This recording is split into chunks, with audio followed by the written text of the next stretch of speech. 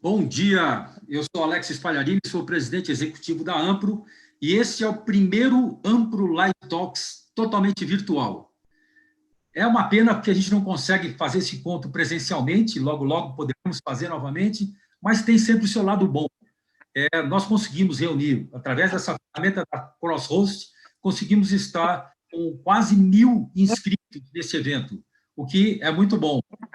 Antes de passar para o Stênio Souza, que é quem vai comandar aqui o nosso evento, eu queria falar um pouco das redes sociais da Ampro, da nossa hashtag, né, do Live Marketing, somos Live Marketing, e também das demais redes sociais. Estamos presentes no Facebook, estamos presentes no LinkedIn, no Instagram, no YouTube,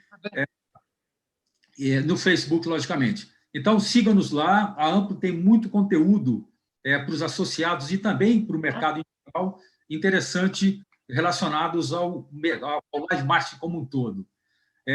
Eu queria também, antes de passar a palavra para o Stênio, comentar sobre as iniciativas da Ampro, agora no meio dessa pandemia, né, no meio da nossa quarentena, e algumas iniciativas que tem tomado, e destacar duas delas que estão presentes agora. Nós acabamos de lançar há pouco tempo o Mural de Talentos. Nós sabemos que, infelizmente, tem muitos talentos, muitos profissionais que perderam as suas posições, estão sem trabalho nesse momento de quarentena, principalmente aqueles ligados diretamente a eventos, atividades ao vivo. Então, a Ampro, junto com a TLV, parceira nesse projeto, teve a iniciativa de criar um mural de talentos. Esse mural, todo e qualquer profissional pode se cadastrar, subir o seu currículo, e no momento da retomada, a gente espera que as agências e todos os associados da Ampro, ou empresas em geral, tenham um recurso a mais para localizar profissionais. Logicamente que não existe um aval da Ampro para esses profissionais, é simplesmente uma exibição de currículos, mas é um facilitador aí para a retomada do emprego e do trabalho desses talentos do live marketing. E também comentar de uma iniciativa que nós estamos em parceria com demais instituições ligadas a eventos, a criação do Go Live junto pelos eventos. É uma iniciativa espelhada numa coalizão americana que reuniu as principais instituições e empresas que trabalham com eventos, o Go Live Together, e vai ser lançada hoje, exatamente hoje, às 14h30, nós vamos lançar o Go Live junto pelos eventos, que é uma coalizão para que todos nós que trabalhamos com eventos estejamos preparados tão logo seja possível voltar a realizar atividades ao vivo. Muito bem, eu queria agradecer bastante a nossa parceira nesse evento, que é a CrossHost. A CrossHost tem a ferramenta necessária hoje para a gente realizar eventos desse tipo com qualidade, fazendo uma geração para centenas e milhares de pessoas e que permite essa atividade que nós vamos realizar agora. Então, muito obrigado à CrossHost por essa parceria. Muito bem. Então, eu queria agora passar para Stênio Souza, que lidera o Comitê de Trade Marketing da Ampro, para que desse início aos trabalhos junto com o Regis Duarte. Um bom evento para todos e vamos aprender com essas feras que estão nossos convidados no evento. Stênio. Opa! Bom dia, presidente. Bom dia a todos que estão nos assistindo. Poxa, não via a hora dessa live poder começar. Está sendo uma satisfação enorme promover e conseguir juntar uma quantidade de pessoas, de profissionais bastante gabaritados, com um grau de experiência bastante grande, que vai poder contribuir muito com a gente nessa live. Não tenho dúvida que a gente vai enxergar de uma forma positiva esse momento que a gente está vivendo, né, e a expectativa é exatamente essa, né, poder encontrar, junto com esses profissionais, o que eles estão fazendo para sair desse momento, dessa crise, e o que se espera para um futuro próximo. Já que o tema sugere um debate sobre as novas regras do jogo, a gente montou um painel formado por craques, e aqui a ideia é apresentar todos esses craques. Então, começando pelas mulheres, né? Então a gente tem a Emília Veloso, a diretora de marketing do grupo ReHap, PB Kids, o Renato Giarola, CCO do Dia Brasil, o André Carvalho, estrategistas de ações e responsável por renda fixa do Bradesco, BBI, o Ricardo Pastore, fundador, professor e coordenador acadêmico do Núcleo de Varejo do Retail Lab da SPM. Esse grupo, eles formam, principalmente, representam o varejo e os serviços, em geral, né? Vão trazer aí insights para a gente. E a gente também tem um outro grupo que vem representado pelas indústrias, que é o Antônio Baltar, diretor de marketing, venda e serviços da Ford do Brasil, o Eduardo Castro, que é o head de trade marketing da Basti, Tinta Souvenirs, né? E o Yuri Rohen, que é gerente sênior de Retail Business Development da L'Oréal. E para moderar esse time de craques, já aproveitando e passando a bola para o nosso mediador, Regis Duarte, vice-presidente Creata Latina América, com uma satisfação enorme aí que a gente dá início a essa primeira live aí. E, Regis, aí segue com você. Ok, Stênio. Obrigado pela introdução, Alexis também. Obrigado pelo convite da Ampro. É muito bom estar aqui com vocês hoje. Queria agradecer imensamente também aos nossos convidados, que já estão aqui todos conectados, e principalmente a todos que estão conectados nas suas casas, enfim, conectados de alguma forma na live. Nós estamos aí, acho que com um público muito grande, superou inclusive a nossa expectativa de conexão. E antes de começar, pessoal, eu queria dar explicar um pouquinho de como é que vai ser a dinâmica da nossa live, né? A nossa live está começando agora, ela deve terminar por volta das 11h30. Nós temos, naquele painel que todos aqui usaram para se inscrever, nós temos um espaço para perguntas, ok? Então, caso alguns de vocês tenham alguma pergunta, tenham alguma, enfim, alguma questão que vocês gostariam de dividir com todos aqui os convidados, desde agora vocês já podem fazer as perguntas, as pessoas da Ampro vão coletar essas perguntas e depois eu vou poder dividir com todos aqui. Essa divisão já vai ser num segundo bloco, ok? No primeiro bloco, como uma espécie de aquecimento, nós vamos fazer uma pergunta que será respondida por todos os convidados, que é evidentemente em relação ao tema, que é consumo e as novas regras do jogo, e com esse aquecimento fazemos então depois a abertura para as perguntas e finalmente uma parte final para a gente poder encerrar o nosso debate, ok? Bem, o nosso debate ele é sobre consumo, né? Ele é sobre consumo e as novas regras do jogo. Eu vou tentar aqui, como mediador, procurar explorar da melhor maneira possível esse tema entre essas feras aqui que nós temos aqui como os nossos convidados, para que tenhamos bastante exemplos de o que está acontecendo em cada uma das empresas e a visão dos executivos que estão aqui. Como nós todos sabemos, e por que novas regras do jogo? Como nós todos sabemos, nós fomos afetados por essa pandemia que está ocorrendo, e isso significa apenas que nos últimos 45, 60 dias, todas as empresas tiveram que olhar para o seu plano de negócios, né, para o seu business plan feito para 2020 e basicamente revê-lo, ajustá-lo, revisá-lo de alguma forma em função do quê? Em função de uma série de cenários que passaram a acontecer, em função de uma série de, inclusive, de mudanças de comportamento que acabam sendo desdobramentos daquilo que nós estamos vivendo, e nós ainda vamos falar um pouquinho mais de comportamento ao longo dessa live. Mas, enfim, as empresas tiveram, e não importa que tamanho de empresa, não importa que segmento, as empresas tiveram que se readaptar, de criar novas ações. E essa live é sobre isso. Essa live é sobre que ações foram feitas pelas diversas empresas que estão aqui, ações que tiveram que ser rápidas. Por quê? Porque, neste momento, não é uma questão simplesmente de rever um plano de negócio por alguma coisa não prevista. Não, é alguma coisa sequer imaginada. Não imaginávamos que estaríamos com esse cenário hoje.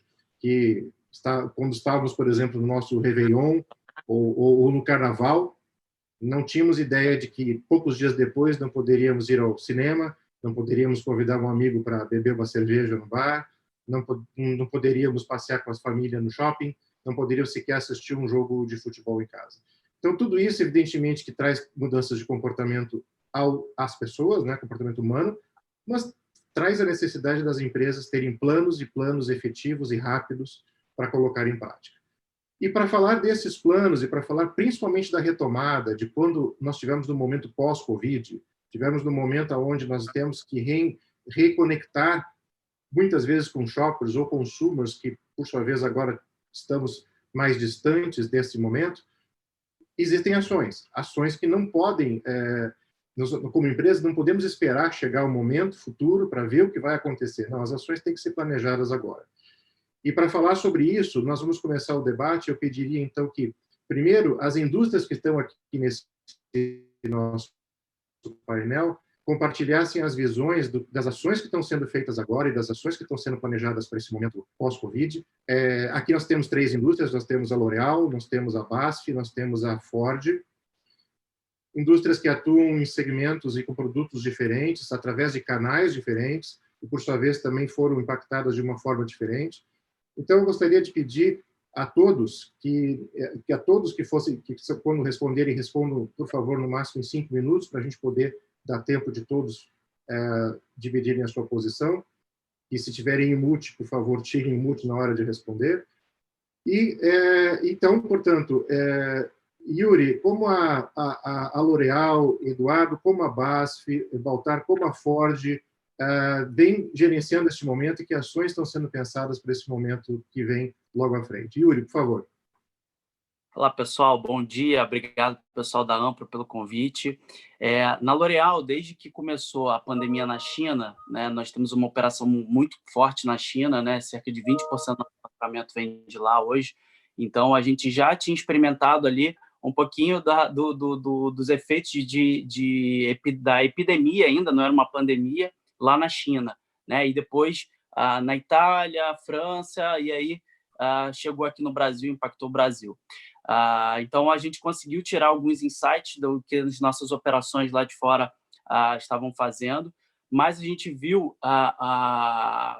logo no início da pandemia aqui no Brasil, umas mudanças de hábitos de consumo, né? Muito interessante, porque as pessoas estavam mais tempo em casa, então elas tinham mais tempo também para cuidar da rotina de beleza. No primeiro momento, né, obviamente é meio desesperador você trabalhar de casa, quem tem filhos, então sabe que a rotina ficou um pouco mais bagunçada, né, principalmente nas 2 primeiras semanas ali até a coisa se ajustar. A partir da 3ª semana a gente viu um crescimento muito forte de produtos como skincare, coloração, né, para as mulheres fazerem a coloração em casa.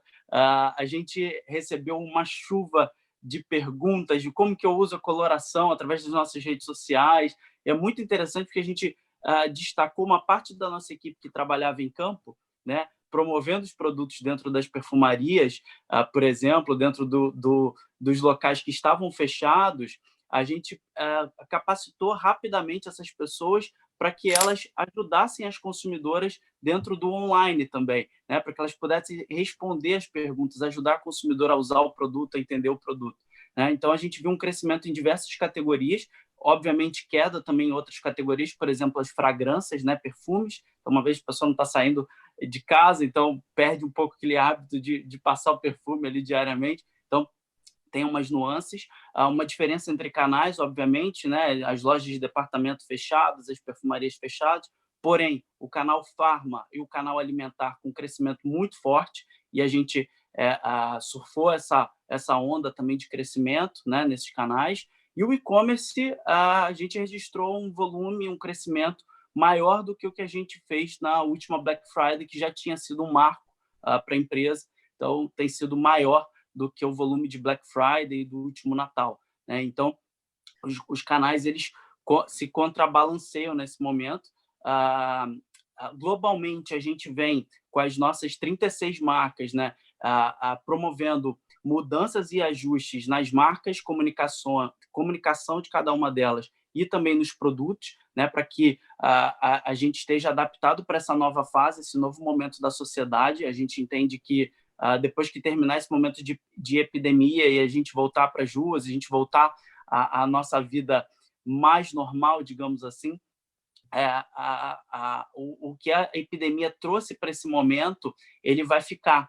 né? Então, o consumidor ele está mais minimalista, o consumidor ele vai ficar um pouco mais exigente com os seus com aquilo que ele consome, ele vai ficar mais antenado ainda mais em produtos sustentáveis, em produtos que têm elementos naturais, né? Então, a preocupação com a saúde, com a higiene, isso realmente vai aumentar cada vez mais daqui para frente, né?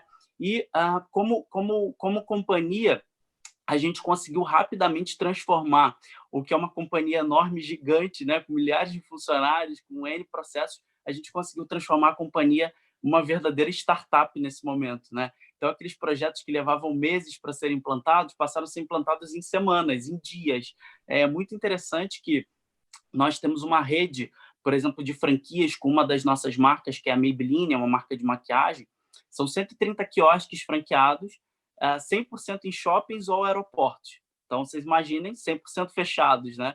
A gente conseguiu implantar, em 3 semanas, 6 canais digitais para que esses franqueados pudessem chegar até os consumidores, seja através de uma Rappi, um delivery, ou através do e-commerce, uma parceria com B2W, com Magalu, e até o desenvolvimento de um e-commerce próprio voltado para franquias. A gente está trabalhando nesse momento. Então, é muito interessante que todo o espírito de pandemia transformou também as equipes, os times da L'Oréal, em equipes extremamente ágeis, né? Então, a crise fez a gente perder o medo, né, de inovar, de trazer coisas novas, de trazer coisas diferentes, né, tudo bem se a gente errar com determinada ferramenta, ok, a gente vai testar, né?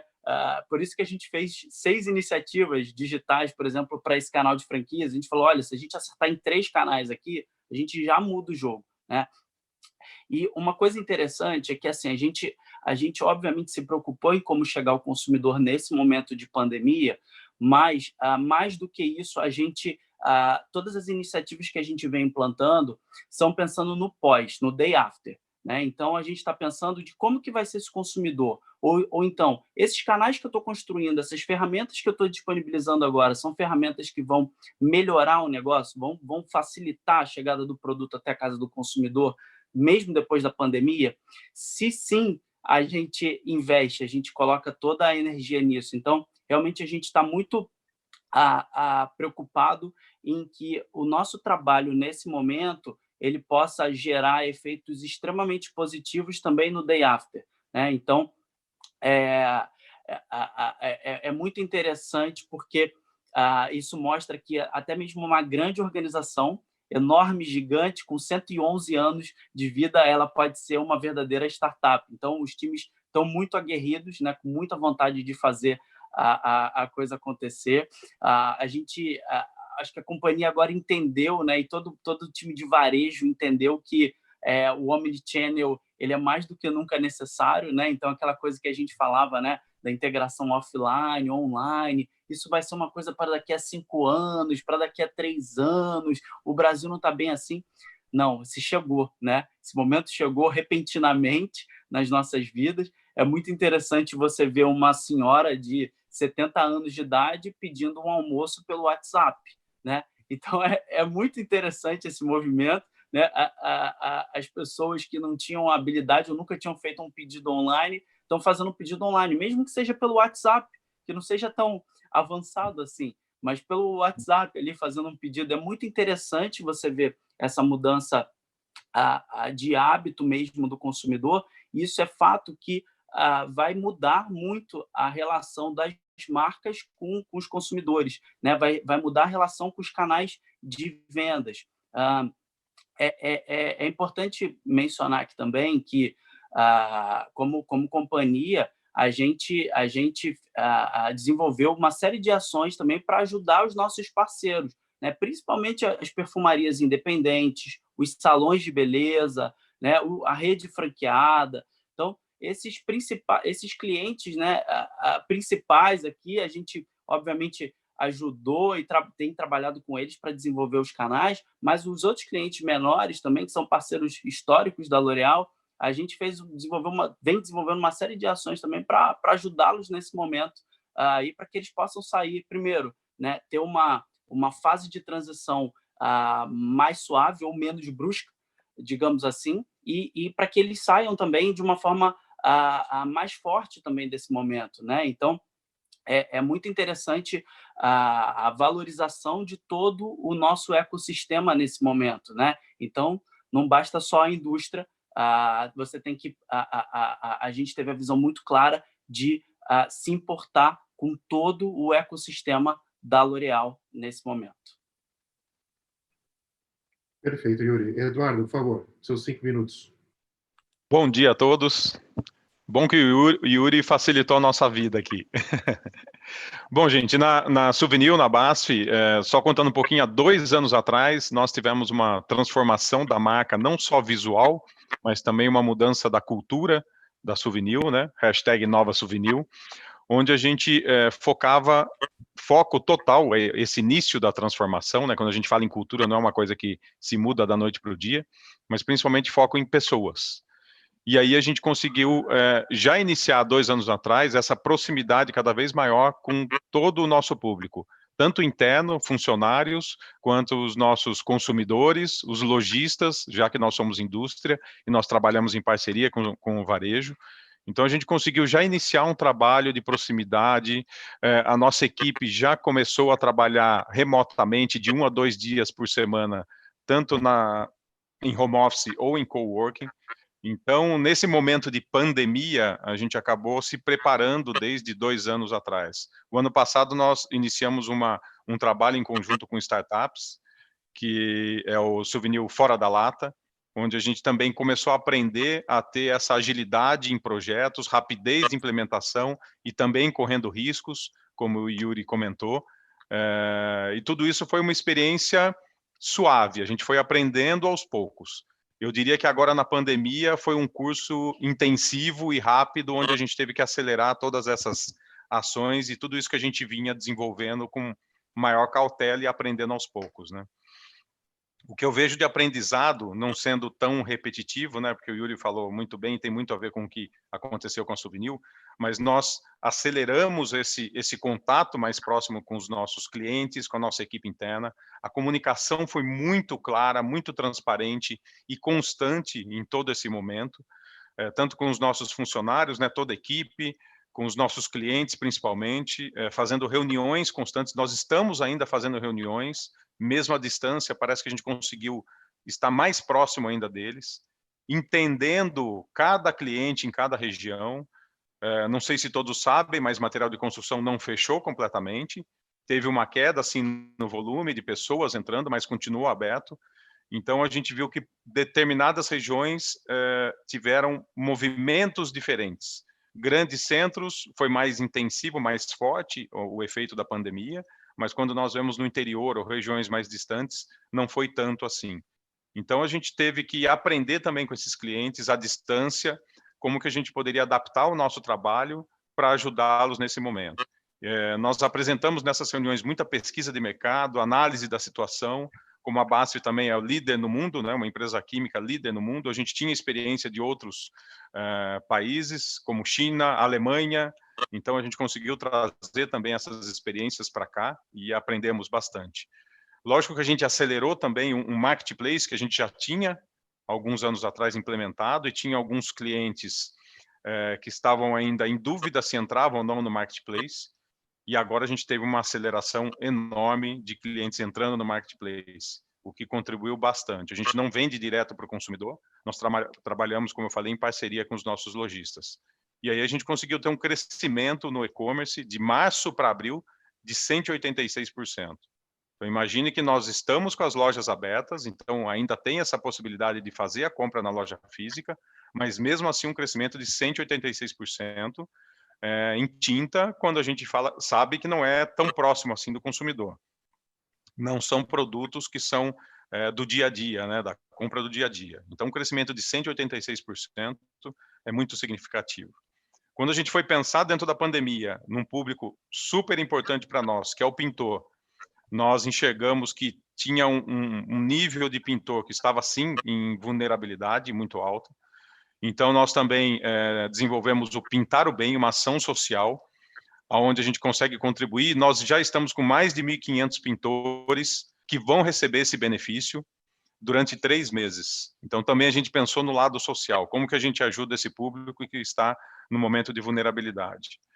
Nós estamos com um projeto Souvenir na Sua Casa, e aí dentro do Souvenir na Sua Casa, várias frentes, onde nós temos as lives, pintou dúvida, para tirar dúvidas, capacitação também de pintores, arquitetos e decoradores, a loja online, a nossa venda, o meu negócio pensando no lojista, e também inspiracional, para que as pessoas dentro da sua casa, a gente sabe que esse momento, eles acabaram, nós, né, acabamos ficando mais atentos a tudo que acontece no nosso ambiente, dentro da nossa casa, e a gente quer melhorar o home office, que não está muito legal, a cortina, você começa a prestar atenção em detalhes. A minha parede está feia, começa a pintar. Então, a reforma da casa também é um momento importante nesse momento de pandemia. Então, também a gente está contribuindo também com essas frentes para ajudar na inspiração também, na mudança da casa.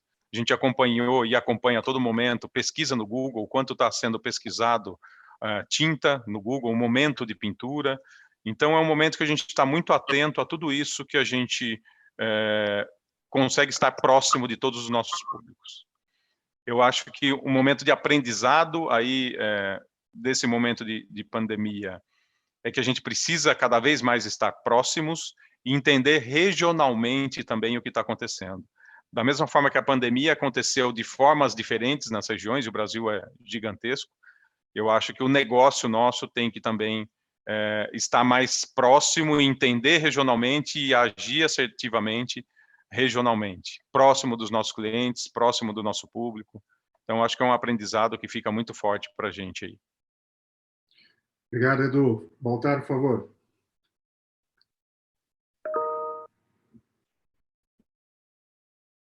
Acho que o seu mute... Baltar.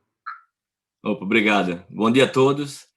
Bom, primeira coisa, mudar aqui um pouquinho o agradecimento aí à Ampro e o Regis. Eu tenho participado de algumas lives e essa é a primeira que eu participo que, em vez de falar da tragédia, do problema, está focando em falar do que as empresas estão fazendo, do consumo, de como a gente sai dessa. Eu acho que é uma iniciativa de muito valor aí da associação. Parabéns e podem chamar a Ford aí para as próximas, tá? Bom, eu começo com esse paralelo do que está acontecendo, né? Com o foco nas pessoas. Eu acho que um dos principais pontos hoje, o Yuri, o Eduardo falaram bastante aí de home office, né? De como se trabalha, e agora a gente dá muito valor a todo o treinamento que a gente sempre faz nos planos de continuidade, né? As empresas têm planos de continuidade que se preparam para problemas como esse que a gente está passando. E eu me lembro nos treinamentos, muita gente fala, poxa, Baltar, mas a gente vai treinar para pandemia, nunca vai ter uma pandemia no Brasil. Está tendo. Então, sem me alongar muito nesse tema, eu acho que o valor das pessoas nesse momento, de como as pessoas trabalham em casa, trabalham em time, tem um valor absurdo nessa transformação em tudo que a gente está passando, né? E são essas pessoas, são esses times que entregam, né, todo esse trabalho que a gente está fazendo para sobreviver nessa fase, né? Um dos pontos práticos que a gente tem implementado é uma preocupação forte com a nossa rede de concessionários, né? A rede ela está sofrendo muito porque várias cidades, vários estados passaram aí basicamente todo o mês de abril fechados, né? Somente com a parte de serviço aberta, porque foi enquadrado como serviço essencial. Então, o que aconteceu com eles foi que a gente precisava se comunicar com os concessionários e, desde o mês passado, a gente tem uma live semanal, como essa aqui, que a gente conecta os nossos 300 concessionários pelo Brasil, exatamente para mostrar todo o plano, o que mudou semana a semana, porque a gente está falando de uma transformação que levaria anos, e agora, até acompanhando aí o Yuri e o Eduardo, não tem mais a transformação de ano, a transformação é diária, né? As coisas estão mudando a cada minuto, e essa comunicação é outra coisa muito forte. Então, essas lives têm ajudado bastante a gente encarar esse momento, né? Sobre transformação digital e alguns exemplos práticos, né, do que a Ford vem fazendo, a gente vê um primeiro ponto que as pessoas estão em casa, né? O sentimento do medo, ou seja, da restrição de sair de casa, ela é muito grande, até porque o carro é um produto que se adia à compra, né? Mas a gente viu também o seguinte, olhando para os dados e olhando para a transformação digital, que a gente também já vem implementando há anos, que o Brasil é continental, e você tem regiões que não sofreram tanto como as grandes capitais. E a demanda existiu lá, só que ela também existiu com esse receio do cliente de sair de casa. Então, imediatamente, a gente lançou em 2 semanas um programa que é o Compre Sem Sair de Casa, né? Onde o cliente ele pode optar, porque é interessante que essa jornada digital ela já acontecia, só que ela acontecia por outro pain point, que era o pain point do tempo. As pessoas não tinham tempo para ir ao concessionário, então elas faziam essa jornada digital. Agora, o pain point mudou rapidamente e passou a ser porque a pessoa está em casa, está impedida de sair. E funcionou muito bem. A gente saiu do nosso número de leads, exatamente no ponto baixo da crise. A gente saiu de 90 leads diário e fomos para 200 em uma semana. Ou seja, a gente passou a gerar demanda simplesmente oferecendo um serviço com o nosso concessionário de ir até a casa do cliente entregar o carro ou ir buscar o carro e trazer o carro para fazer um serviço. Então, isso foi uma ação muito forte. Outra ação é olhar para os setores que não sofreram tanto, né? Então, o Eduardo citou aí alguns setores, algumas cidades que não sofreram tanto. Para os automóveis é igual. Então, um aspecto forte, o agronegócio está bombando, né? Todo mundo lê, todo mundo escuta isso, e as picapes, né, que são o meio de locomoção do fazendeiro, do agronegócio, estão no auge, eles estão colhendo a safra. Então, imediatamente, a gente já estava programado um lançamento agora, que é a Ranger Storm, que é um catálogo específico off-road, e fizemos o lançamento, mantivemos o lançamento, lançamos para a imprensa, fizemos lives como essa aqui para toda a imprensa do Brasil, e o resultado foi fantástico. Enquanto os outros modelos caíram 80% a venda, a Ranger caiu menos de 30%. Então, a gente vendeu bastante, a Ranger está indo muito bem, e o agronegócio em algumas regiões está mostrando isso. Tá? E por final, esse sentimento do medo do cliente de sair de casa, também a gente capturou através dos nossos concessionários, e a gente está lançando hoje, inclusive eu saio dessa aqui e vou para outra, com os jornalistas, a gente está lançando o Ford Clean. Aquela preocupação do consumidor de ir até um concessionário, a Ford está implementando uma certificação nos seus concessionários, até porque alguns começam a abrir a partir de agora, né? Se Deus quiser, essa pandemia começa a perder força, e ele tem que estar preparado para receber esse cliente. Então, utilizando os EPIs, máscara, álcool gel, limpeza, todos os protocolos de limpeza para garantir que o concessionário vai estar pronto para receber esse cliente. E também a desinfecção, né? Muita procura aí por produtos que desinfetem o carro e não agridam o couro, o tecido do banco, etc. Então, cuidado, não usem qualquer produto no seu carro porque estraga. A Ford está lançando, em parceria com a 3M, um produto testado que é comprovado na higienização do carro, né? E que tem eficácia contra a família aí do coronavírus. Tá? Então, olhando para isso tudo, a minha visão de futuro aqui, Regis, isso vai passar, as empresas vão ter que se adaptar rápido. Eu acho que, para mim, a grande coisa hoje é que essa transformação ela vai forçar as empresas a se adaptarem muito rápido e passarem a atuar diferente, né? Esse novo normal veio para ficar. Obrigado, Baltar. Obrigado a todos. Eu acho que, se nós fôssemos resumir rapidamente esses primeiros minutos da nossa live, eu acho que algumas coisas que começam a ficar muito claras. O entendimento de novos hábitos, a proximidade junto aos canais, a inovação com novos programas, a preocupação das marcas em mostrar o seu propósito no mercado, a agregação de serviços, né, todos com novos serviços, novos lançamentos, a preocupação de como nossas vidas agora se digitalizam, se tornam mais digitais, e, portanto, como é que as marcas respondem a esse tipo de comportamento. E acho que a questão do e-commerce e do delivery tem se consolidado em algumas questões. E acho que agora, vamos mudar um pouco para outros segmentos, vamos agora falar com o varejo, com a Emília e com o Gerola. A Emília, representando aqui a diretora de marketing do grupo ReHap e PB Kids, e o Gerola como o Dia, Supermercado Dia. Outras realidades aqui, outras preocupações. Essas duas empresas já nasceram com DNA de conexão com o consumidor. Então, queríamos entender um pouquinho das ações que foram feitas por esses dois segmentos, né? Esses dois varejos que foram afetados também de forma diferente, né? A PB Kids teve que fechar as portas, o Dia ao contrário. Enfim, eu queria pedir, vamos começar com a Emília. Emília, 5 minutos para dividir com a gente as coisas legais aí que você tem feito.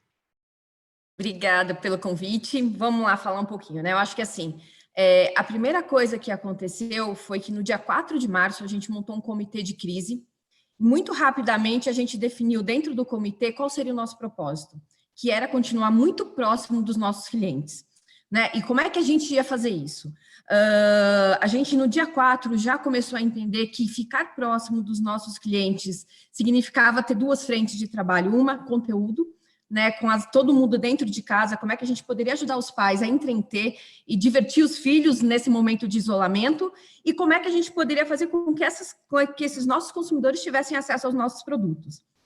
O que acontece um pouquinho do que já foi falado, a gente já vem trabalhando no modelo ágil desde o ano passado, quando a gente começou o nosso processo de transformação digital. Então, quando tudo isso aconteceu, diferente de algumas empresas, a gente não paralisou, a gente muito claramente definiu o que a gente queria e começou a atuar de forma muito rápida. Então, acho que a agilidade que a gente teve em buscar solução tem sido um dos nossos grandes segredos aí para a gente conseguir achar caminhos durante essa pandemia. Então, a primeira coisa, quando a gente fala de conteúdo, né, o que a gente faz? A gente tinha, em 2017, a gente lançou uma campanha que chamava Modo Brincar. Então, a gente resgatou essa campanha e trouxemos, né, para os nossos consumidores o modo brincar em casa, e com isso a gente passou a diariamente levar conteúdo para as crianças e para os pais, através das nossas redes sociais, através do site, através dos blogs, para que a gente conseguisse ter alguma forma de entreter essas crianças dentro de casa. A gente também aumentou os conteúdos no Toyzera, que é um canal que a gente tem a gente tem no YouTube. A gente criou algumas novas plataformas aí de comunicação, então a gente lançou dentro do Spotify um canal do Solzinho, que é o nosso personagem da ReHap. Então, semanalmente a gente tem lançado 2 histórias para as crianças, então histórias com muito conteúdo, com muito aprendizado. E a gente também fez o quê? A gente percebeu que durante esse momento, uma das nossas principais ocasiões de compra na loja são as festas de aniversário. E com tudo isso, as festas acabaram, mas a comemoração não. E a gente começou a ver as comemorações digitais, né, através de plataformas aí como Zoom, enfim, algumas outras para conversar e juntar a família, juntar os amigos.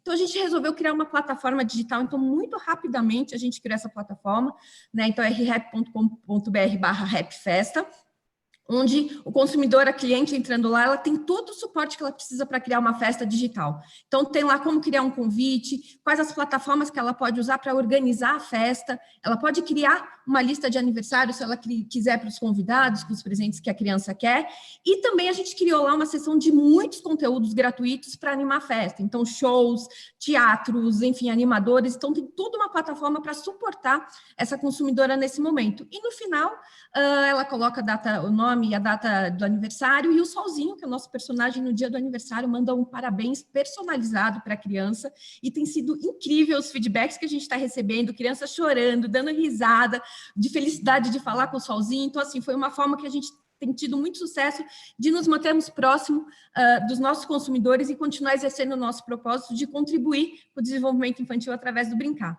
A outra frente que a gente atuou, que foi como é que a gente, então, leva o brinquedo durante esse período, a gente acabou abrindo alguns canais, né, como também outras empresas falaram aqui que fizeram, mas a gente tinha basicamente o quê? O site e a loja. A gente, de repente, fechou mais de 280 lojas, que era o nosso principal faturamento, e ficamos com o site. Né, como muitas empresas também sofrendo muito com entrega, com a demanda, né, muito maior do que estava previsto, a gente começou a achar outros caminhos para que a gente também pudesse estar próximo desse cliente. Então, dentro do site, a gente aumentou a opção de compra, expandindo a nossa opção de marketplace. Então, a gente trouxe dentro do site alguns parceiros para aumentar esse... A gente também atuou mais fortemente dentro de Marketplace Out e dentro do nosso site. A gente implementou, na verdade, uma coisa que também estava no nosso calendário, que era o Ship from Store. Então, a gente transformou muitas das nossas lojas em CD, né? Com essa demanda que aumentou muito, absurdamente, muito rapidamente.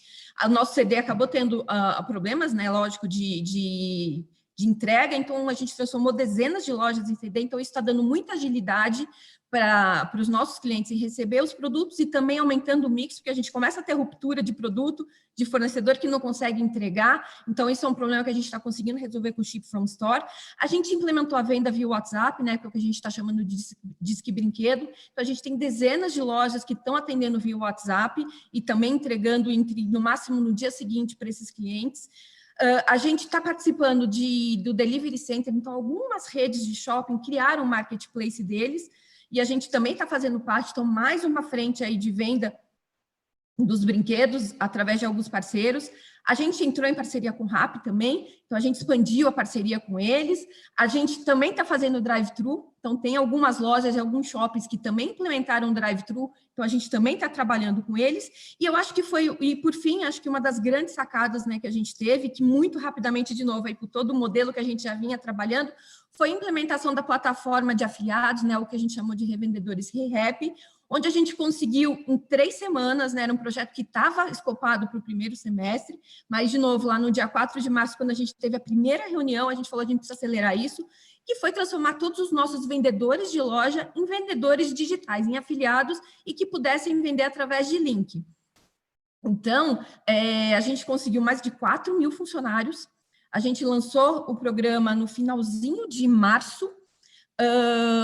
Temos aprendido, foi num modelo muito MVP, então a gente conseguiu um parceiro que a gente já trabalhava como marketing de performance no modelo de afiliados, implementamos a ferramenta com um monte de aprendizado, né? E a gente testou em 2 dias a ferramenta, um dia para arrumar o que dava para arrumar, implementamos numa sexta-feira e a gente vem trabalhando na melhoria, mas, de novo, foi agilidade implementar o bom, e aí a gente vai ajustando isso aí ao longo do processo. A gente já identificou um monte de melhorias que a gente vem arrumando, mas a gente teve esse aprendizado. Então, no primeiro mês, a gente teve um faturamento. Esse mês, a gente já está caminhando aí para duplicar, no mínimo, o faturamento que a gente teve em abril.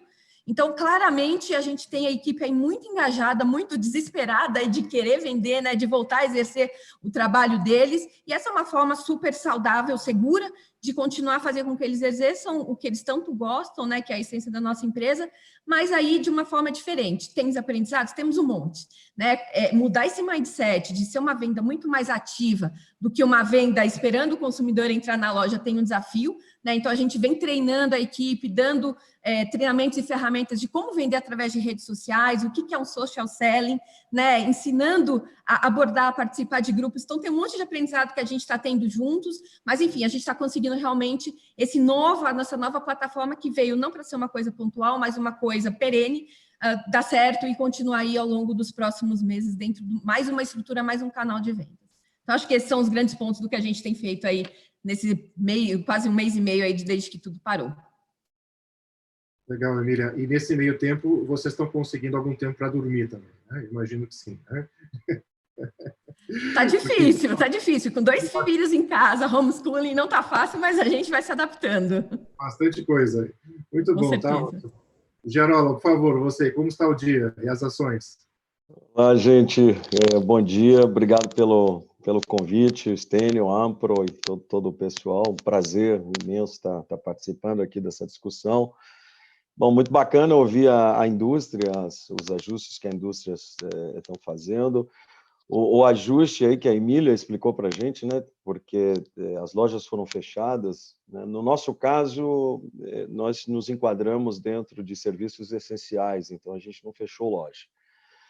Mas foi também um empurrão, né? Foi aquela assim, pega o ônibus, qual? Eu pego o ônibus e saio andando, né? Não, foi tudo muito rápido. Na terceira semana de março, a gente teve um boom de corrida aos supermercados, as pessoas correram para fazer estoque de produtos de limpeza, de papel higiênico, produtos básicos como arroz, café, assim, parecia guerra, né? E durou uma semana. Teve um efeito muito rápido, assim, que todo mundo foi para home office, assim que os números da Europa começaram a explodir, né, teve esse efeito muito rápido e logo na semana seguinte morreu. As vendas foram altamente negativas, porque todo mundo se estocou, todo mundo foi para casa, sentou na frente, né, do home office, e fazer o quê agora? Não fazer nada. Então, não vão fazer mais festa, não vão fazer mais encontro, não vão fazer mais nada. E as vendas na última semana de março, elas despencaram. O que não está acontecendo na Europa, interessante, está tendo uma migração para o canal de varejo muito forte, né, porque todo o canal direto, quando a gente fala de bares, restaurantes, está fechado. Eles estão com níveis bem mais altos de vendas, né? No varejo, isso tem variado bastante. No primeiro momento, a gente teve uma preocupação muito grande com pessoas, porque do mesmo problema que os varejos que tiveram que fechar as portas, né, na verdade, tiveram um problema, a gente teve outro problema, que é como manter as lojas abertas com as pessoas, né? O nível de absenteísmo no primeiro momento foi muito forte, principalmente quando as escolas entraram em home office, também as crianças começaram a ficar em casa. Então, as pessoas não estão preparadas para estar com as crianças em casa, né? As pessoas estão preparadas para estar com as crianças nas escolas. Então, fala, como que eu faço agora? Eu tenho que cuidar dos meus filhos, né? Eu tenho que cuidar da minha família. Como é que eu posso sair de manhã e trabalhar? Então, foi muito rápido, tivemos que tomar algumas decisões de trabalhar com funcionários temporários durante um tempo, tanto em CD quanto em loja, para a gente permanecer com essas lojas abertas, até que as pessoas conseguissem se adaptar a esse novo modelo. E a gente começou a trabalhar de forma assim, muito contundente no reconhecimento, né? Reconhecimento das pessoas que estão indo trabalhar. Não é simplesmente mais pegar, né, a sua condução e abrir a loja e trabalhar. Você está deixando uma família em casa, você está deixando pessoas queridas em casa.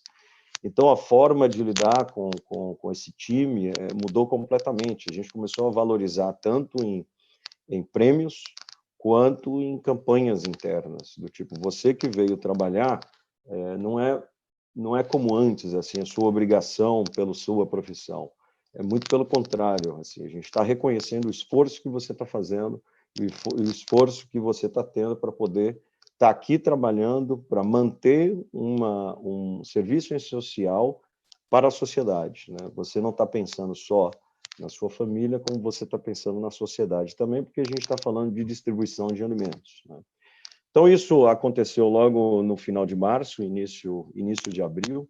A gente trabalhou muito forte com pessoas, em paralelo, estruturas. Então, assim, precisa de álcool gel para as lojas, não tem no mercado. Acabou em 3 dias, né? Precisa de máscaras, não tem no mercado. Mas a gente precisa de quantas? São 900 lojas, né, espalhadas em 3 estados, mas muito, muito forte em São Paulo.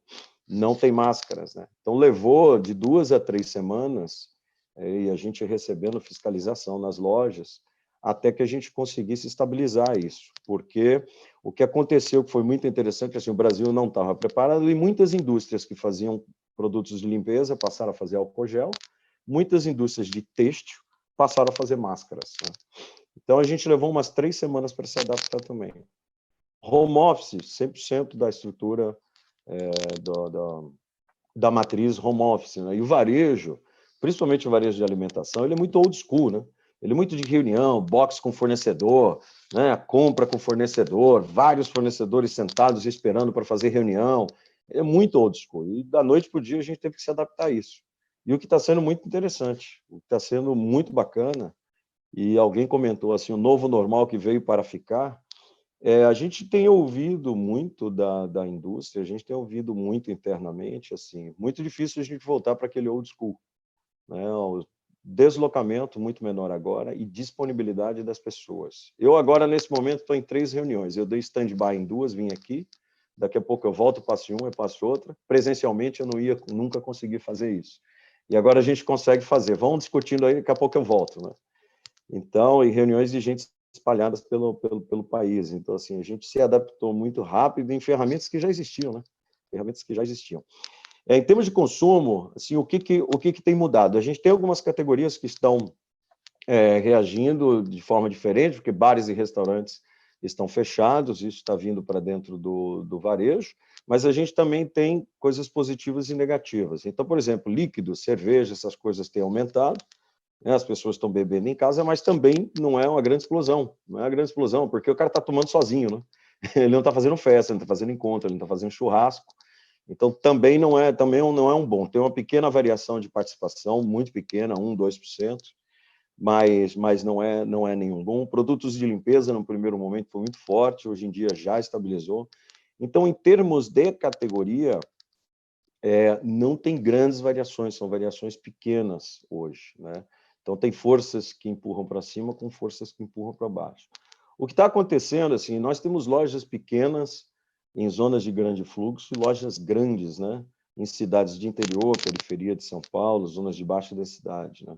E essas lojas têm comportamentos e missões de compra muito diferentes, né?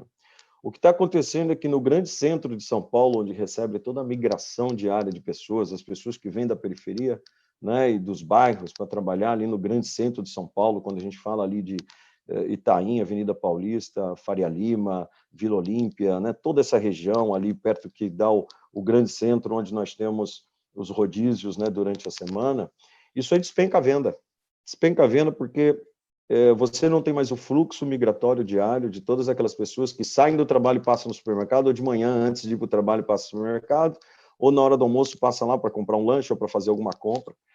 Alguém que trabalha mais volante, que vai nessas regiões na hora da volta, no final da tarde ou meio da tarde, passa no supermercado, esse público sumiu.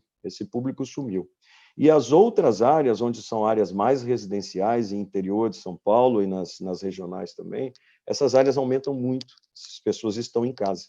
E o que tem acontecido, então, a gente perde aquele ticket pequeno, né, aquele ticket mais de conveniência, mais de impulso de compras pequenas, que a gente fala, aquela compra semanal. Muita gente não faz mais a compra do mês, né? Muitas pessoas vão 2, 3 vezes por semana no supermercado, uma hora compra carne, uma hora compra arroz, feijão, uma hora compra óleo de soja. Esse público diminuiu bastante e a gente aumentou, né, o ticket. Então, as pessoas estão indo menos, mas elas estão comprando mais, por uma questão de ter mais tempo, né, de estar em casa um pouco mais disponível, né, não está o tempo de deslocamento. A gente sabe que, por exemplo, as pessoas para irem trabalhar em São Paulo, principalmente quem depende de condução, quem depende de carro já é duro, você tem aí de meia hora, 40 minutos, 1 hora, tem gente que leva até mais, tem gente que depende de condução, é coisa de 1 hora a 4 horas por dia, entre ida e volta, né?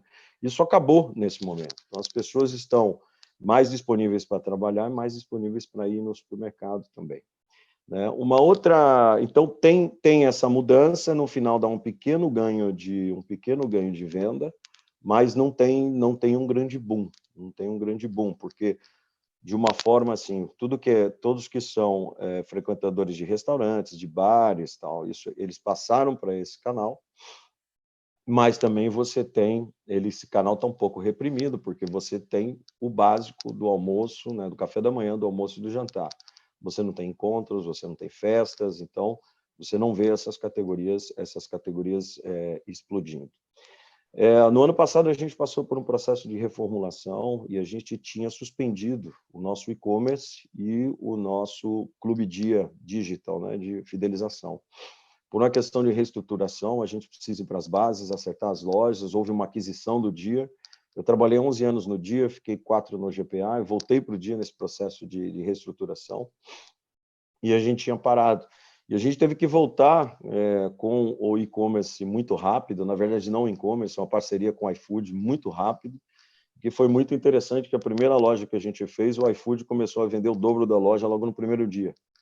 E antes não era assim.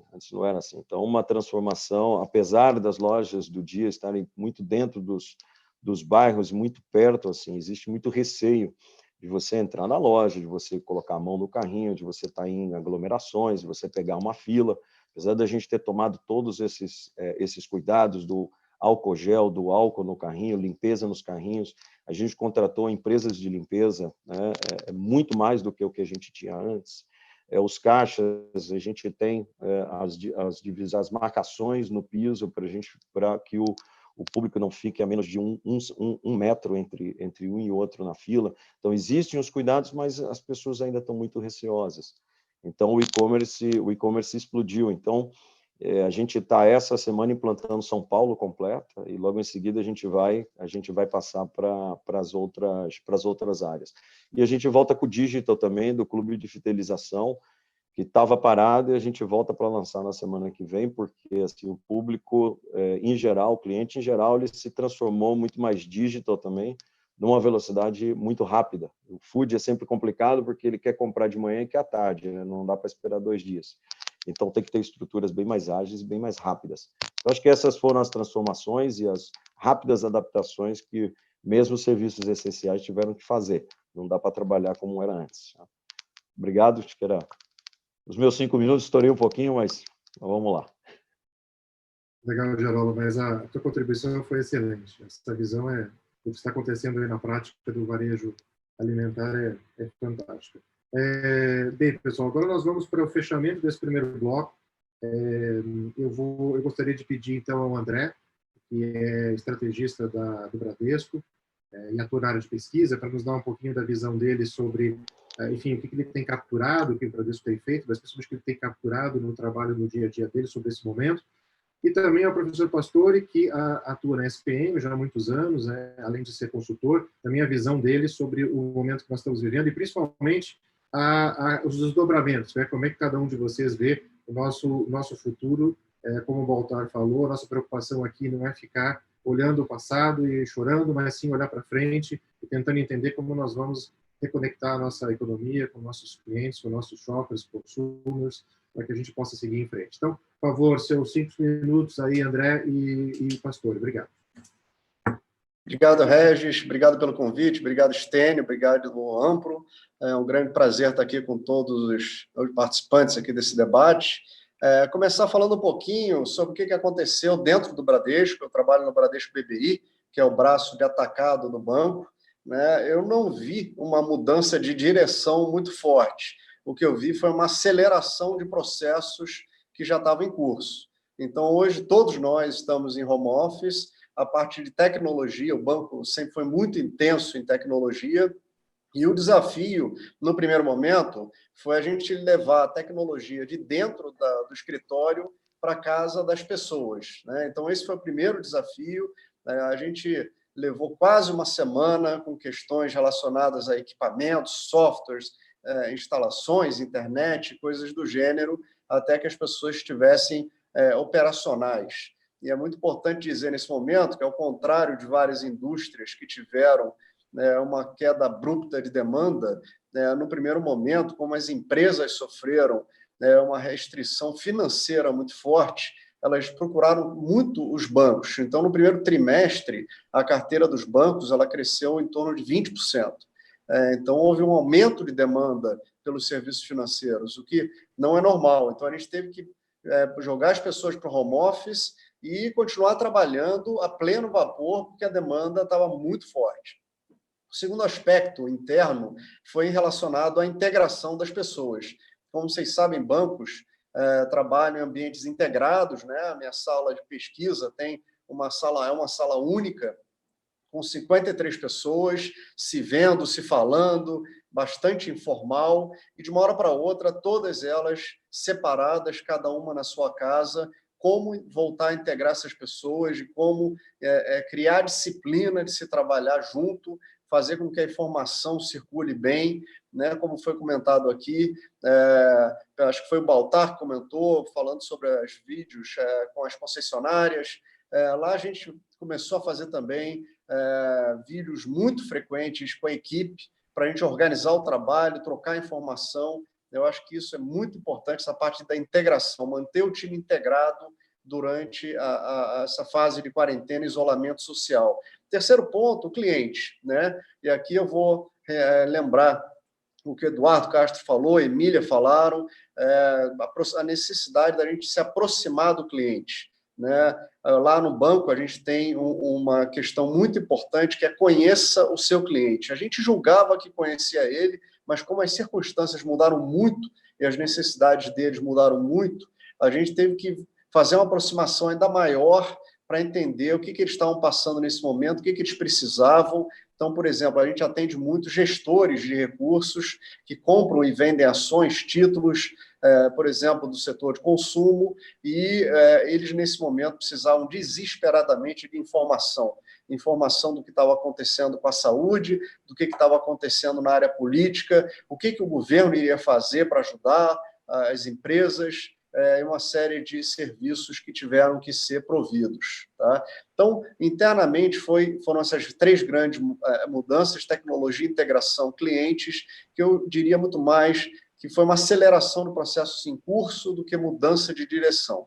Qual é o quadro de consumo que a gente vê lá no banco? E aí vou me diferenciar dos palestrantes anteriores, porque eu vou trazer uma ótica um pouco mais macro e menos micro. Tá? Então, do lado macro, a gente está vendo a saída da quarentena como muito lenta, tá? Não só a saída que vai ser determinada pelos prefeitos e governadores, mas aquela confiança que o consumidor ele precisa ter de novo. Não adianta você abrir um shopping se o consumidor tem medo de ir ao shopping. Então, é necessário que essa confiança ela volte, né? Então, o cenário base nosso é de uma volta muito gradual desse processo. Tá? Então, 3º, 4º trimestre desse ano vão ser ainda processos de transição para a volta do consumidor à atividade. Esse consumidor ele vai estar mais alavancado, né? A renda caiu, muitos ficaram desempregados, alguns tiveram que tomar dívida, então, endividamento sobre renda disponível vai subir na faixa de 45%, antes da pandemia, para a faixa de 50%. Então, é um consumidor que sai dessa fase de isolamento mais endividado. Então, como é que você estimula vendas? Normalmente, a gente fazia isso na saída de recessões com crédito. Mas como é que você vai fazer com crédito se o consumidor já está mais endividado? Então, o cenário que a gente vê é um cenário de aumento de competição entre as empresas, entre os varejistas, entre os industriais. Por quê? Porque você tem menos demanda, uma volta gradual do consumidor, mais alavancado, com menos renda, então é um ambiente muito mais competitivo. As pessoas vão ter que ser muito mais criativas. A Emília trouxe aqui várias ideias interessantes, né? O Gerola comentou também sobre a mudança do consumidor, como é que isso está acontecendo. Então, eu acho que daqui para frente o consumo ele volta gradualmente, com o consumidor mais alavancado, ganhando confiança aos poucos, e as empresas tendo que manter um caixa mais alto. A parte financeira ela vai sair com o aprendizado de que você tem que manter uma segurança do lado das empresas, e isso vai exigir dos bancos que a gente proveja soluções financeiras mais rápido, né? Não só crédito bancário, como também mercado de capitais. A gente viu o mercado de capitais parar, emissões de ações foram totalmente interrompidas, a parte de dívida reduziu quase a zero. Isso aí, na minha opinião, volta muito rápido, tá? Porque hoje há demanda das empresas por dinheiro, quem está provendo hoje é só banco, o mercado de capitais vai trabalhar e vai voltar à normalidade. Ontem o Banco Central cortou os juros, isso aí vai trazer mais liquidez para o mercado, mais apetite dos investidores, eles vão querer títulos de empresas, eles vão querer ações. Essa volta à normalidade, eu acho que acontece um pouco mais rápido do lado financeiro. Tá? Em termos de canais, só chamar atenção para uma avaliação que eles têm lá no banco, de que, claro, o e-commerce ele veio para ficar, as empresas vão ter que trabalhar mais intensamente para aumentar a participação das vendas online em relação às vendas totais, que ainda o percentual ainda é muito baixo, com raras exceções. A questão dos shopping centers, a gente vê que o padrão vai ser restabelecido. É claro que, nesse momento, há um medo muito grande de se aproximar de pessoas, principalmente em ambientes fechados, mas à medida em que medicamentos forem desenvolvidos, vacina, isso está acontecendo, o shopping center ele vai voltar a ter a importância que ele tinha antes da pandemia, por ser um lugar muito propício para lazer, muito seguro, né? Então, acho que esse padrão, o consumidor não muda esse hábito.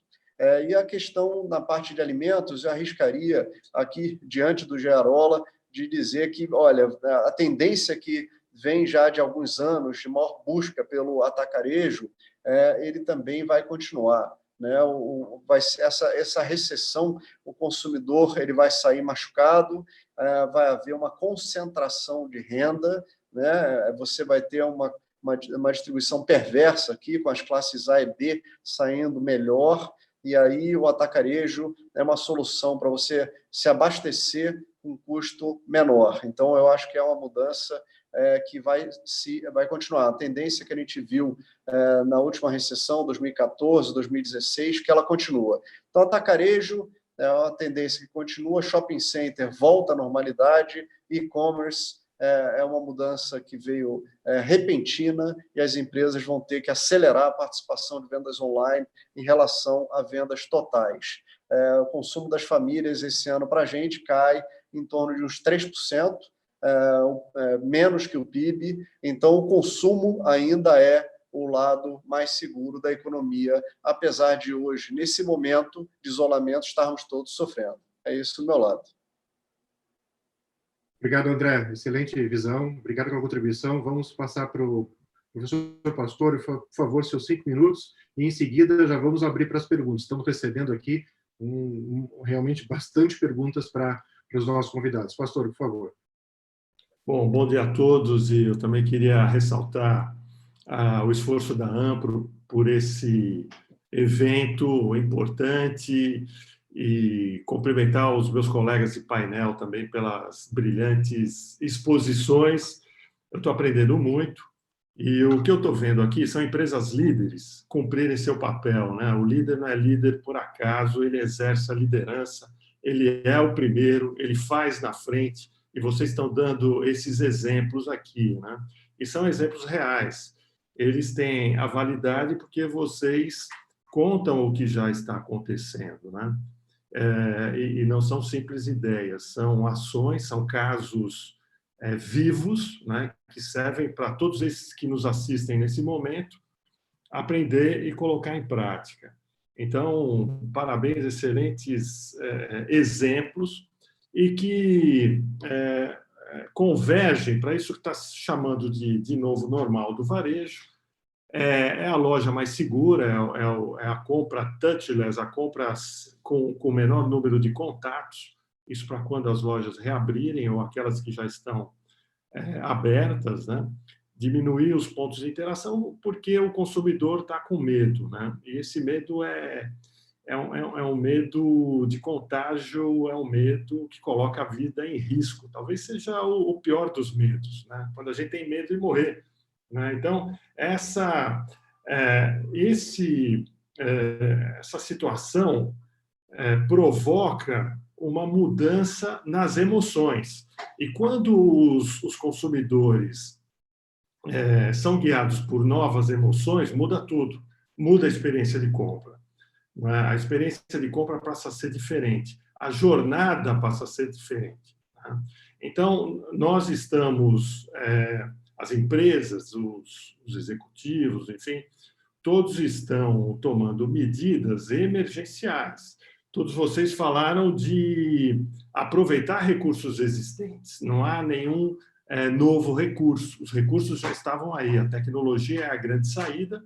E quando vocês falam em omnichannel, é música para os meus ouvidos, porque esse foi o tema da minha tese de doutorado, mais especificamente a experiência de compra no ambiente omnichannel, né?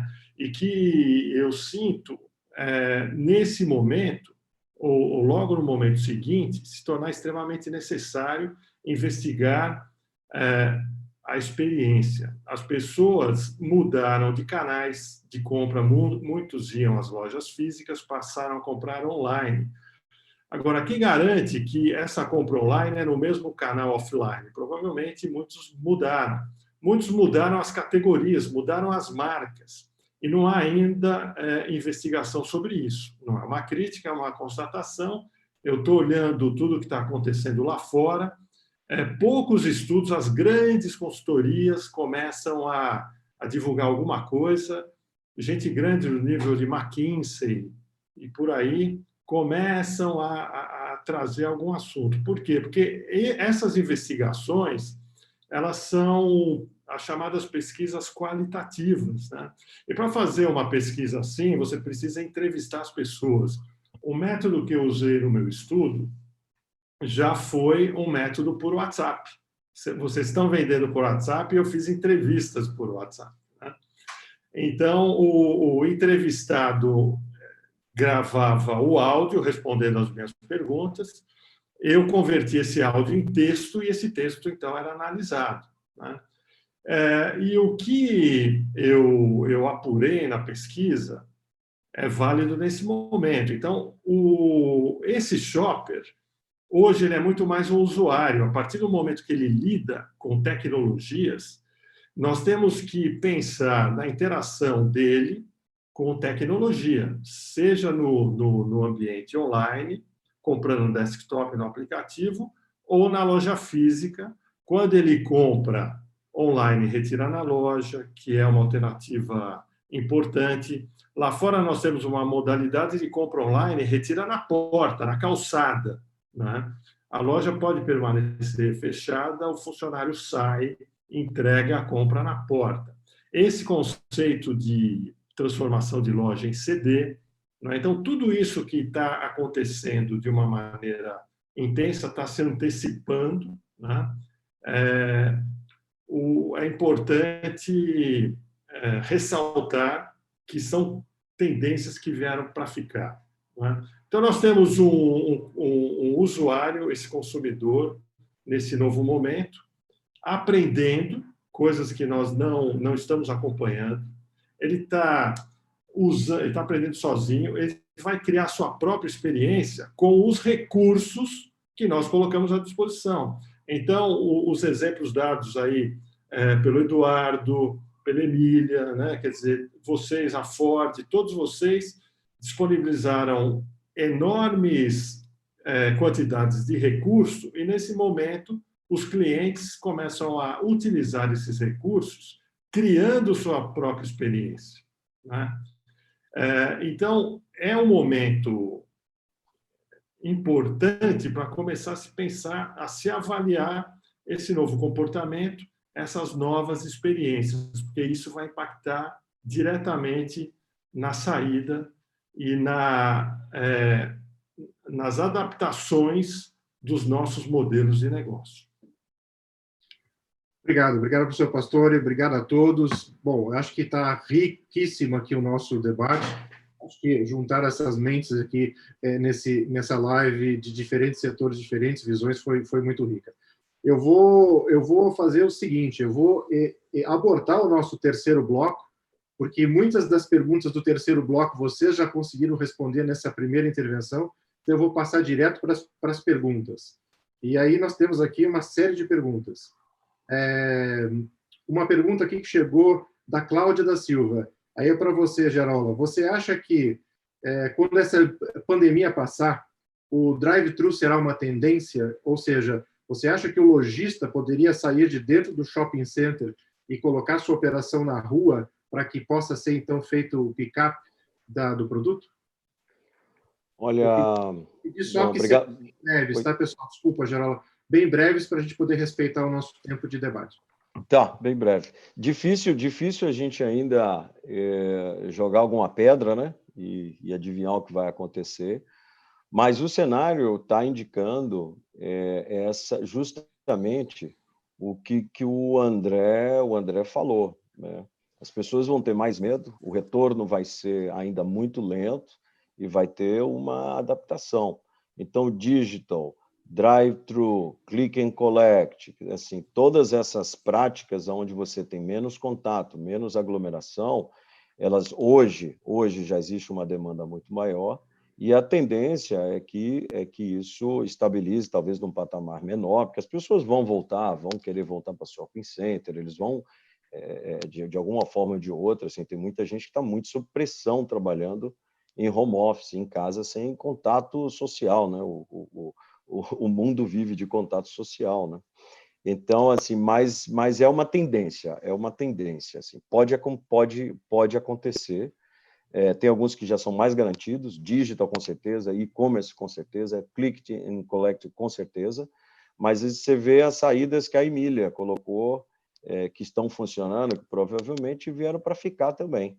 São boas práticas que devem ficar. Então, assim, eu não atiraria nenhuma pedra para dizer isso vai acontecer ou não, mas existe uma tendência muito forte nesse tipo de novo serviço. Legal, Geraldo. Vamos agora aqui para o Baltar. Baltar, desafio aí para você. Qual a expectativa da Ford com relação ao futuro da venda 100% digital, tanto para veículos quanto para peças? Já acontece. A parte de peças começou primeiro, então hoje você tem a Ford, por exemplo, já tem dentro da sua plataforma a venda totalmente online. Então, dentro do seu aplicativo, o aplicador da peça, ele pode clicar, inclusive o aplicativo ajuda ele a encontrar o modelo, a peça certa para não errar na compra. Então, isso vai acontecer muito rápido. No carro, na venda do novo, a gente está vendo ainda esse fenômeno se maturar, né, por conta do usado. 70% da venda de um carro novo entra um usado na troca. Então, essa questão do usado ainda é uma situação a se resolver, mas já tem ferramentas hoje de avaliação online, onde você consegue fazer todo o processo digital. Então, eu acho que em breve, eu acho que essa é uma tendência que vem. Legal, que bom, que ótimo. O Cláudio está perguntando aqui para o Yuri. Yuri, como é que a L'Oréal auxiliou os varejistas, os especialistas ou não, a se prepararem melhor para atender as demandas no ambiente online? Houve algum investimento específico, alguma ferramenta? Essa é a pergunta do Cláudio. Legal. A gente basicamente potencializou os recursos e ferramentas que a gente já disponibilizava, né, para esses varejistas. Nós temos varejistas de diferentes tamanhos, né, e realidades, né? Então, por exemplo, nos menores, né, falando dos menores varejistas, as redes independentes, as redes de franquias que a gente tem, né, nas diferentes marcas e categorias, a gente deu um suporte, um apoio mais forte, né, para eles, promovendo, por exemplo, parcerias com Rappi, com e-commerce, com marketplace, para possibilitar que eles vendessem também produto online, a operação ficasse, de fato, omnichannel a partir de agora. E com os grandes varejistas, a gente basicamente tem trabalhado com eles para ajudá-los a vender os produtos da L'Oréal com mais eficiência nos canais que eles já possuem, né? Então, realmente é aquela coisa de usar o recurso e usar aquilo que a gente já vinha fazendo, só que de uma forma mais acelerada e com mais foco nesse momento. Legal, boa. Temos uma outra pergunta aqui para o Danton Federico. Aqui vai para a Emília.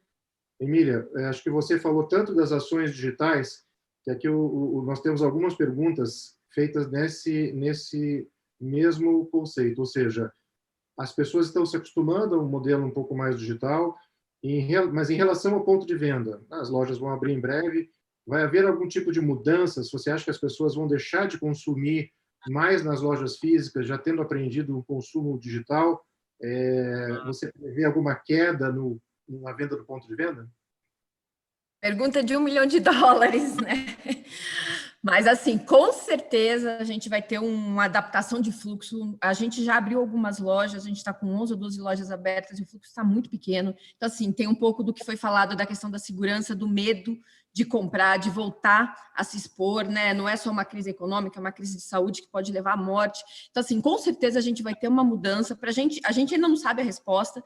A nossa loja é uma loja de experiência, né? Então, é muito difícil.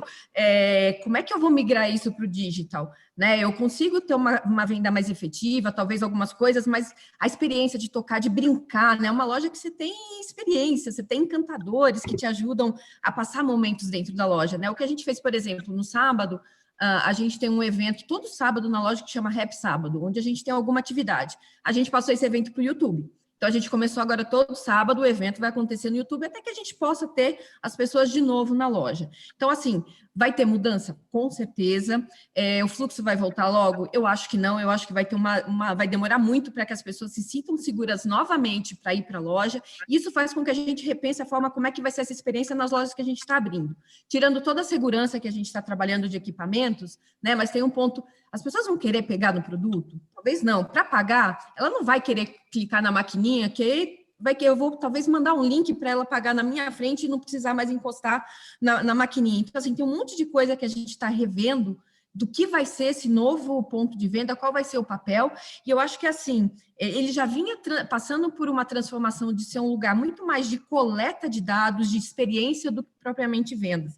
Então, eu acho que o que a gente vai ter que fazer é migrar muito mais esse espaço, talvez seja um momento só de showrooming, né? Você vai lá, escolhe o produto, compra pelo aplicativo, entrega em casa. Então, tem algumas mudanças que devem acontecer, que a gente vai ter que acompanhar, porque realmente é tanta coisa acontecendo que a gente não sabe quem que vai ser esse novo consumidor a hora que a loja abrir. Mas, com certeza, vai ser diferente. E, com certeza, nós todos vamos ter que estar preparados para isso. Exatamente. Sem saber quem ele é e o que ele quer, né? Esse que é o momento que a gente está passando. Muito bom, muito bom. Eduardo, para você, qual a sua visão, eu acho que aí muito voltada para canais, de se desenvolver campanhas motivacionais para incentivar a venda e produtividade da equipe? Você acha que isso aí faz parte do momento? Sim, faz parte do momento, vai continuar fazendo parte do momento, e eu acredito que vai ser cada vez mais regionalizada. E aí pensando não só em produtos para determinadas regiões, como também o tipo da campanha, o tipo do incentivo para aquela região. Eu acho que a pandemia veio para mostrar que acontecem mudanças de formas diferentes ou intensidades diferentes, e a gente tem que se adaptar. Acho que o consumidor também está diferente pelo tamanho que o Brasil tem. Então, acho que isso é super importante, que a gente entenda regionalmente ou micro-regiões para você ser assertivo na sua campanha, na oferta de portfólio, sim, de produtos e de serviços.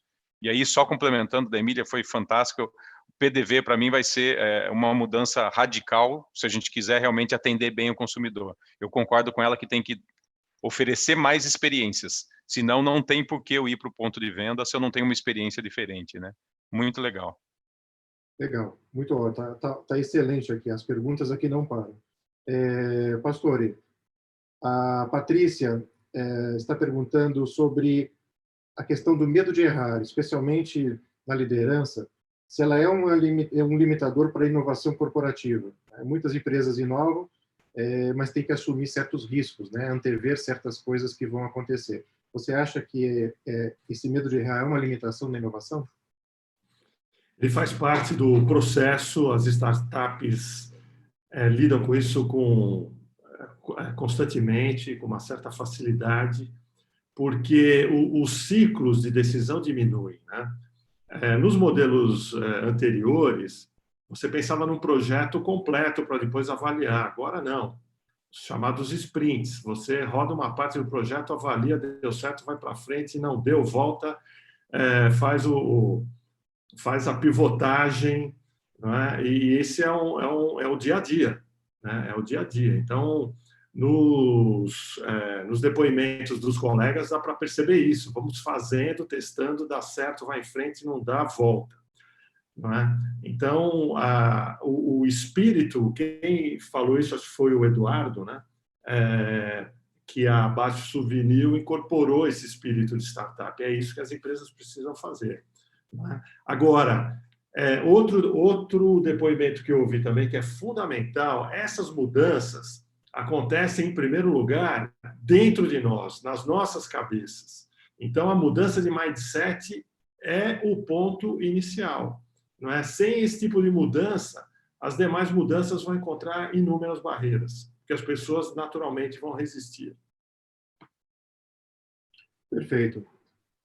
Uma pergunta aqui para o André. André, você entende que, e aí muito mais voltada para a área financeira, evidentemente, você entende que bancos vão começar a fazer programas de suporte não somente aos clientes, mas principalmente a toda a cadeia, ou seja, a varejos, a indústrias, enfim, que possa suportar a cadeia como um todo para que mais rapidamente exista uma aceleração econômica? Obrigado pela pergunta. Eu acho que sim. Eu acho que os bancos eles tiveram um excesso de demanda no início da crise, muito diferente de várias indústrias, né? Talvez mais parecido com supermercados, mais parecido com as drogarias, mas essas são exceções. A gente, claro, o banco tem que avaliar risco, é muito mais fácil emprestar para empresa grande, só que vários fornecedores dessa empresa grande são empresas pequenas. Então, a gente tem que ser criativo aqui e de repente, financiar os supridores dessas empresas grandes com recebíveis das empresas grandes para fazer com que o dinheiro chegue nas empresas pequenas. Então, sim, os bancos eles estão muito preocupados, porque o rompimento de uma cadeia de produção afeta o cliente grande que parecia de ótima qualidade, por conta de você, de repente, não ter atendido empresas menores que estão em torno dele, né? Então, esse é um problema real que hoje o Brasil está vivendo, e a gente está tentando chegar nas empresas pequenas de várias formas, seja o crédito bancário tradicional, direto, seja através de recebíveis, seja através de fundos de crédito, que consegue pegar várias empresas menores e diversificar o risco. Então, isso está sendo feito sim, essa é uma preocupação atual. Que ótimo. Bom, obrigado, André. Bem, pessoal, nós estamos chegando aqui no final da nossa live. Eu vou passar aqui a palavra do Stênio para fazer o encerramento. Essa foi a primeira live totalmente virtual que a Ampro realizou. Eu fico muito feliz que tenhamos recebido uma série de perguntas. Infelizmente, não tivemos como fazer todas. Queria agradecer imensamente a participação de todos vocês. Acho que a visão de vocês foi muito rica. Gostaria de dividir com vocês, convidados, inclusive, que a cada pergunta recebida também vinha um parabéns para vocês e para a iniciativa, que eu acho que realmente foi excelente, sob o ponto de vista de diferentes visões. E de olhar para um cenário mais positivo, né? De olhar para um cenário onde nós temos que olhar realmente a retomada dos nossos negócios e como nós vamos pensar enquanto empresa daqui para frente. Queria agradecer também a todos que estiveram conectados, a todos que mandaram as perguntas. A minha participação se encerra por aqui. Queria agradecer a todos. Obrigado, Ampro. Stênio, agora é com você. Obrigado. Opa, obrigado, Regis. Pessoal, quero agradecer a todo mundo que participou aqui dessa live, como representante do Comitê de Trade. Foi uma satisfação enorme conseguir juntar esse time de craques, né? Fiquei muito feliz, eu estava aqui moderando as perguntas aqui também. Tem muita pergunta que depois eu vou compartilhar com vocês. Tem muita ideia boa que está vindo aqui também, muitos insights para alimentar o plano de negócio de vocês no momento de retomada. Isso está sendo muito rico. Agradeço a todo mundo, não posso deixar de agradecer o parceiro da Host, a ProsHost, agradecer o time de produção aí da Ampro, a Natália, a Luciana, a Paty, que ajudou aqui, e ao Alex, que ajudou a gente na produção do evento, e passar uma mensagem final de extrema positividade para todo mundo aqui. Estamos vivendo algo inédito, muito vai se aprender e muito disso vai ficar aqui também para quando a gente for começar, e já estamos começando a uma retomada.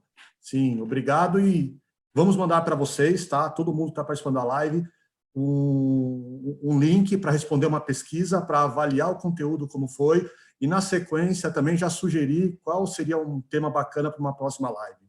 Obrigado aí, pessoal, pela disponibilidade, pelo tempo. Fiquem bem e até uma próxima. Obrigado, gente. Um abraço a todos. Valeu.